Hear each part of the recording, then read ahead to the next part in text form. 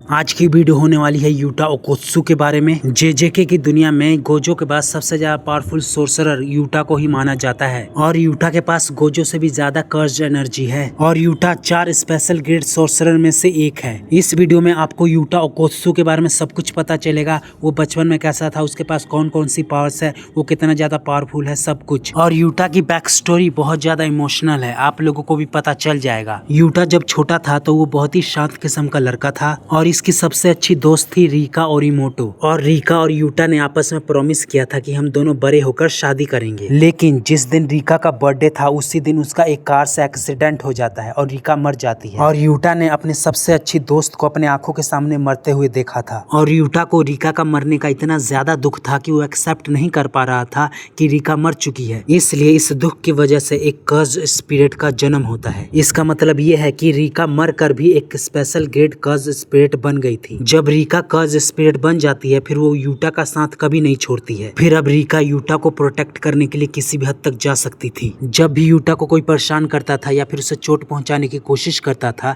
तो रीका उसे जान से मार देती थी। इस वजह से यूटा बहुत ज्यादा अकेला हो गया। उसे डर लगता था कि वो किसी को जान से ना मार दे या फिर वो किसी को नुकसान ना पहुंचा दे। इसलिए यूटा ने खुद को दुनिया से बिल्कुल अलग कर लिया। अब मैं आप लोगों को जो बताने वाला हूँ ये सब आपने जुजुत्सु काइसेन के जीरो मूवी में देख लिया होगा, लेकिन मैं फिर भी आप लोगों को बता देता हूँ ताकि कहानी समझने में आसानी हो। आप लोगों ने सबसे पहले ये देखा होगा कि यूटा को कुछ स्टूडेंट्स परेशान कर रहे थे। फिर रीका से ये सब देखा नहीं गया। फिर रीका ने 4 स्टूडेंट को एक लॉकर में बंद करके उनको बुरे तरीके से बहुत ज्यादा कुचल दिया था। इस घटना के बाद यूटा को जुजुत्सु सोर्सरर ने पकड़ लिया था। यूटा तो खुद को खत्म करना चाहता था ताकि रीका किसी और को जान से ना मार पाए, लेकिन ये सब करने से गोजो ने यूटा को रोक लिया था। फिर बाद में गोजो ने यूटा को जुजुत्सु हाई में शामिल होने के लिए मना लिया था ताकि वो अपने पावर्स को कंट्रोल कर सके अच्छे तरीके से। जुजुत्सु हाई में यूटा की मुलाकात पांडा यूनोमाकी माकी से होती है। शुरुआत में यूटा बहुत ज्यादा डरपोक था, लेकिन धीरे धीरे उसने समझ लिया था कि रीका उसे परेशान नहीं कर रही थी, बल्कि यूटा ने ही रीका को अपने कर्ज से बांध रखा था, क्योंकि यूटा कभी भी रीका के डेथ को एक्सेप्ट ही नहीं कर पा रहा था। इस वजह से रीका एक कर्ज स्पिरिट बन गई थी। और जीरो मूवी में आप लोगों ने देखा ही होगा, जब गेटो रीका के पावर्स को छीनने की कोशिश करता है तब यूटा ने रीका को खुद को समर्पित कर दिया। फिर दोनों ने मिलकर गेटो सुगुरु को हरा दिया। जब यूटा की फाइट गेटो के साथ खत्म हो जाती है फिर यूटा को ये रियलाइज होता है कि उसने ही रीका की स्पिरिट को कैद करके रखा हुआ है। फिर यूटा ने रीका से माफी मांगा और रीका के स्पिरिट को आजाद कर दिया और रीका की स्पिरिट शांति से चली गई। लेकिन यूटा के पास अभी भी उसकी कर्ज एनर्जी है और उसके पास बेहतरीन कर्ज टेक्निक भी है। आप लोगों को शायद नहीं पता होगा, लेकिन मैं आप लोगों को बता दूं, यूटा गोजो परिवार का ही एक रिलेटिव है और यूटा मिचिजाने सुगावारा का एक वंशज है, इसलिए उसके पास इतना ज्यादा कर्ज एनर्जी है। और यूटा दुनिया के 4 स्पेशल ग्रेड सोर्सरर में से एक है।